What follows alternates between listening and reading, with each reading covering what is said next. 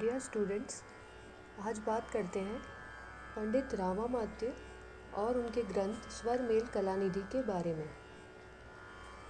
रामामात्य विजयनगर के निवासी थे। इनके पिता का नाम तिम्बराज या तिम्मामात्य था। रामामात्य का मूल नाम राम था और इन्हें आमात्य की पदवी मिली थी। आमात्य का अर्थ होता है मंत्री।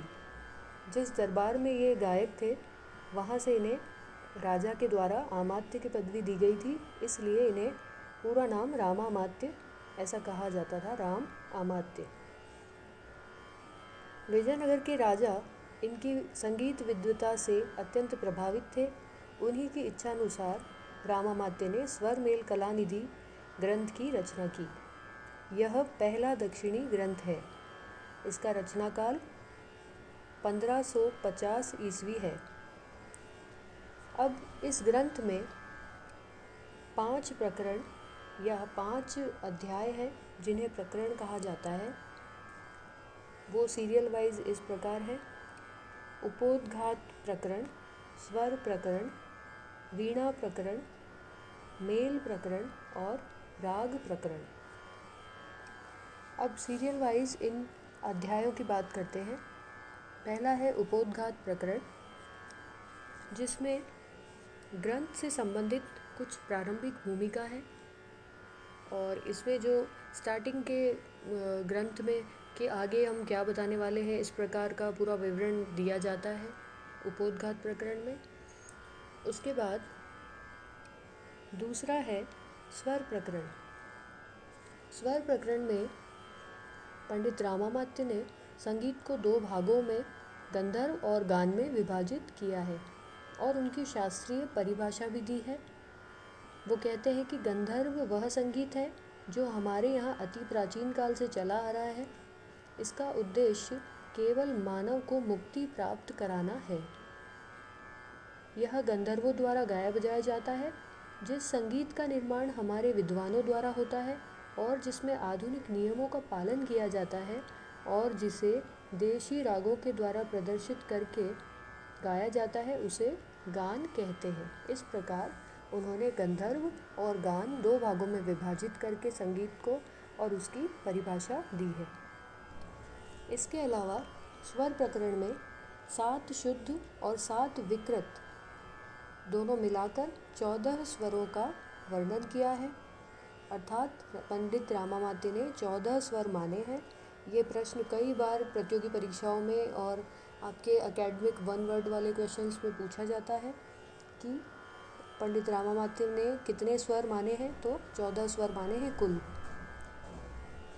और रामामात्य ने प्राचीन सिद्धांतानुसार शुद्ध स्वरों की स्थापना अंतिम श्रुति पर की है। जैसा कि हम जानते हैं कि आधुनिक जो स्कॉलर्स हैं, संगीतकार हैं, उन्होंने पहली श्रुति पर, प्रथम श्रुति पर स्वरों की स्थापना की है और प्राचीन ग्रंथकारों ने अंतिम श्रुति पर की है। तो रामामात्य ने अंतिम श्रुति पर ही अपनी स्वरों की स्थापना की थी। अगला है वीणा प्रकरण। वीणा प्रकरण के अंतर्गत वीणा के दंड पर शुद्ध व विकृत स्वरों की स्थापना बताई गई है। इसके अतिरिक्त वीणा के तारों को मिलाने का और पर्दों को, वीणा के पर्दों को बांधने का तरीका बताया गया है, उनके बारे में चर्चा की गई है।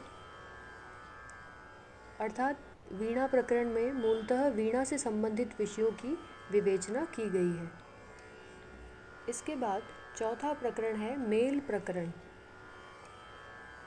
मेल प्रकरण के अंतर्गत रामामात्य ने अपने जन्य रागों के वर्गीकरण के लिए 20 थाटों की स्थापना की, जिनमें से कुछ मेल, जिन्हें थाट कहते हैं, वो मेल अथवा थाटों के नाम कुछ अलग हैं। इस प्रकार हैं जैसे मुखारी, मालवगौड़, हिंडोल, सारंगनाट, आहिरी, शुद्ध वराली, बसंत भैरवी, इस प्रकार के उनके थाटों के या मेलों के नाम हैं। 20 मेल रामामात्य ने माने हैं और उन 20 मेलों में मुखारी को उन्होंने शुद्ध मेल माना है। जैसे हमारे उत्तर भारतीय संगीत का बिलावल थाट शुद्ध थाट है, वैसे ही वहाँ का शुद्ध ठाट है मुखारी।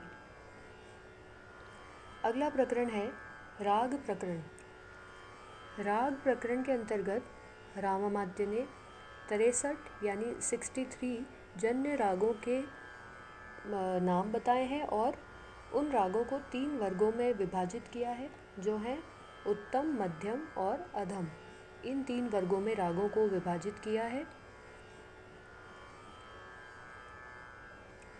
रागों की परिभाषा से इस प्रकरण में ग्रह, अंश, न्यास, समय और जाति का पूरा परिचय मिलता है। तो इस प्रकार ये थी पंडित रामामात्य के ग्रंथ स्वर मेल कलानिधि के प्रकरणों की चर्चा और उस ग्रंथ की चर्चा। अब एक बार हम इस ग्रंथ का एक क्विक रिवीजन देख लेते हैं, जिससे कि हमें टिप्स पर ये याद हो जाएगा। जैसे ये ग्रंथ 1550 ईस्वी में लिखा गया है। इसमें 5 प्रकरण हैं। उन प्रकरणों के सीरियल वाइज आपको नाम याद होने चाहिए, क्योंकि कई बार परीक्षा में ये प्रश्न पूछा जाता है कि स्वर मेल कलानिधि के तीसरे प्रकरण का नाम बताइए या फिर चौथे प्रकरण का नाम बताइए। तो आपको पता होना चाहिए कि तीसरा प्रकरण कौन सा है, चौथा कौन सा है, इसलिए इसे सीरियल वाइज याद करें। जैसे पहला है उपोद्घात, दूसरा स्वर प्रकरण, तीसरा वीणा प्रकरण, चौथा मेल प्रकरण और पांचवा और अंतिम राग प्रकरण। उपोद्घात प्रकरण में बस हम जो इम्पॉर्टेंट है उस चीज़ को हमने लिख लिया है। उपोद्घात प्रकरण गांधर्व और गान में विभाजित किया है। उसके अंदर स्वर प्रकरण 7 शुद्ध और 7 विकृत स्वर मिलाकर 14 स्वर माने हैं। वीणा प्रकरण में वीणा के दंड पर 14 स्वरों की स्थापना बताई है।